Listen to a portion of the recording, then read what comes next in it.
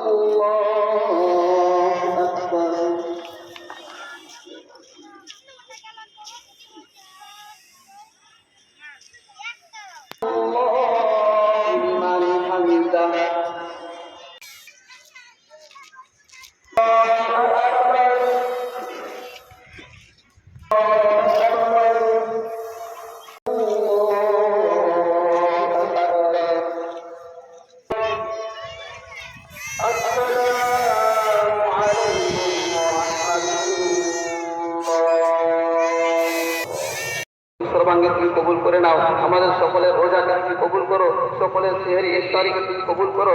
যা কিছু কর্মসূচি পালন করেছি পবিত্র মাহে রমজানে, এ আল্লাহ ভুল ত্রুটি সব কিছু প্রার্থনা করে দিয়ে এ আল্লাহ আমাদের সকলকে তুমি আল্লাহ সর্বাঙ্গে তুমি কবুল করে নাও। দয়াময় রব্বুল আলামিন, যা চাইলাম আমাদের জেনারেশনকে তুমি কবুল করো, আমাদের জামাতবাসীকে তুমি কবুল করো, আমাদের রোজগারকে তুমি কবুল করো।